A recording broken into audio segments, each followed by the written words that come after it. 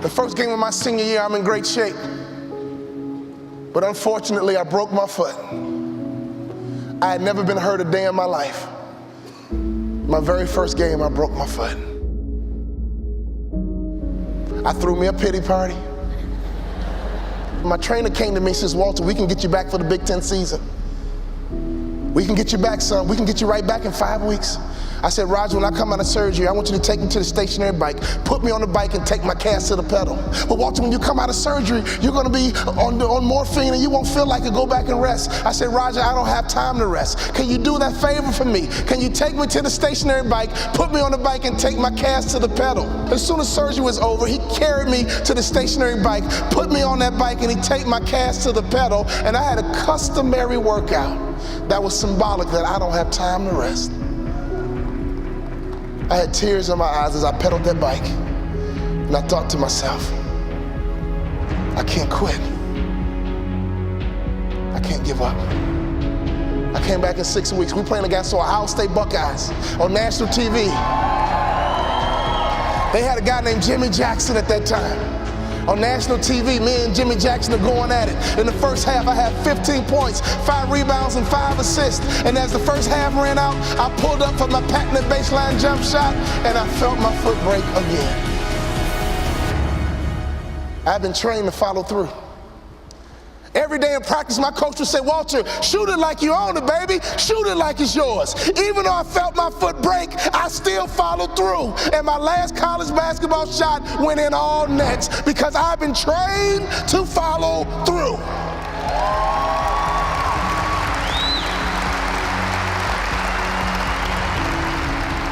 You have to be disciplined every single day and train yourself to follow through on all your fundamentals, and that's how you're going to be successful. You have to do it when you don't feel like it. You have to do it when you feel discouraged. You have to do it when you don't feel healthy. You have to do it when you're under the weather. Every single day, you have to train yourself to focus and commit to your business and follow through.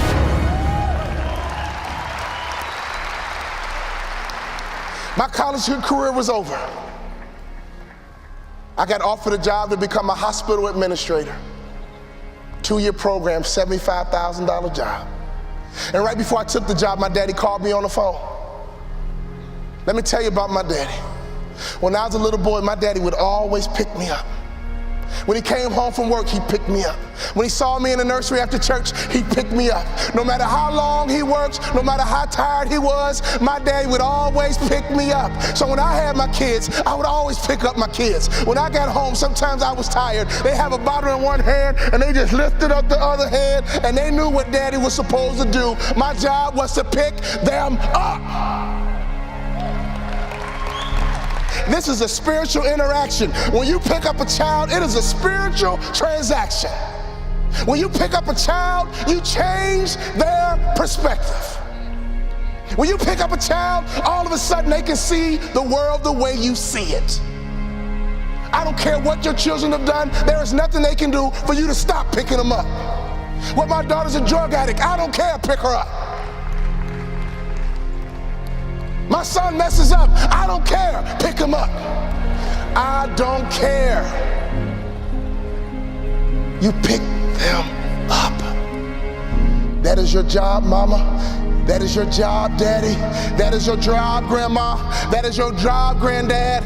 Your number one job is to pick them up and change their perspective. My saddest day, one day, my daddy looked at me and he said, boy, you too big, I can't pick you up anymore.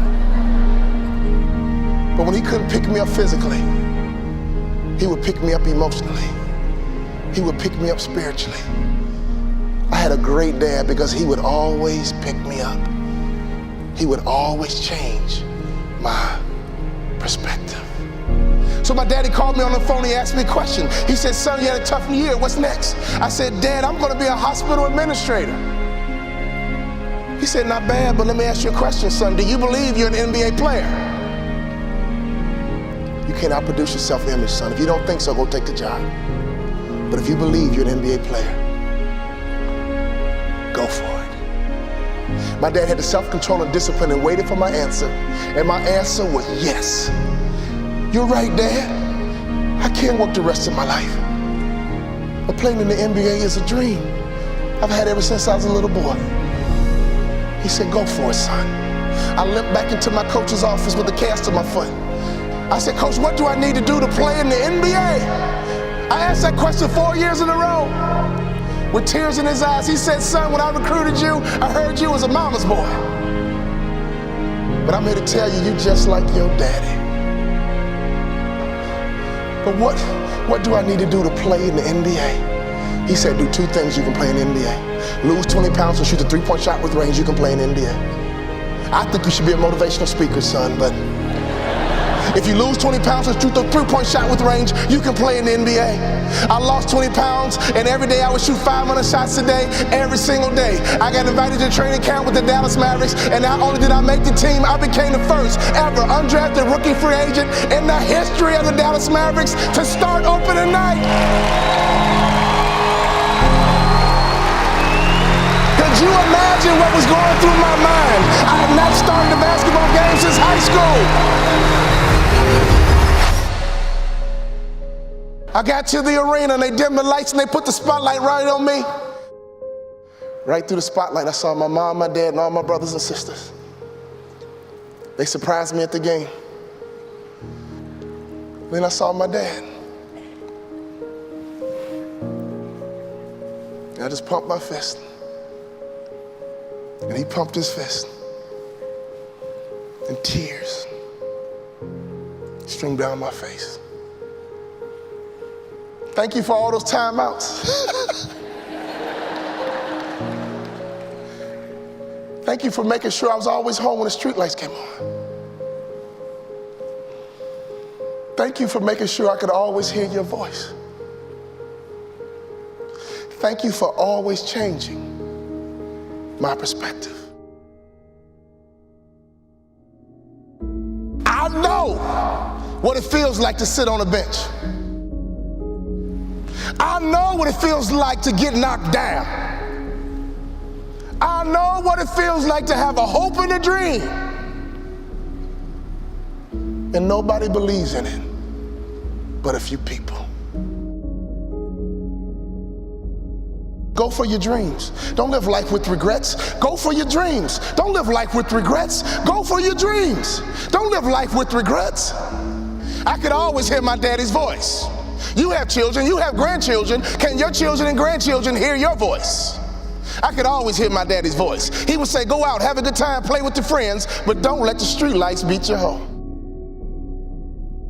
When I started my motivational speaking business, I called my daddy and said, Daddy, I'm gonna be a motivational speaker. He said, son, you think you can be successful at it? I said, yes, sir. You think you can make a lot of money at it? I said, yes, sir. He says, go for it. That's all my daddy said to me was go for it.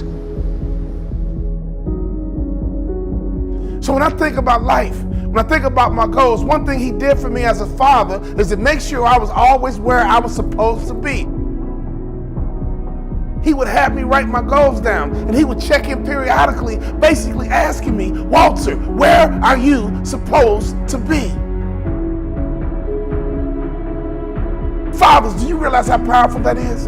If you ask that question of your kids, what are your goals? What are your future? Who do you want to be when you grow up? And every now and then check in by asking a simple question. Where are you supposed to be? The bell is ringing, and I came to ring your bell and ask you the question, Father, where are you supposed to be? And ask that question to your children.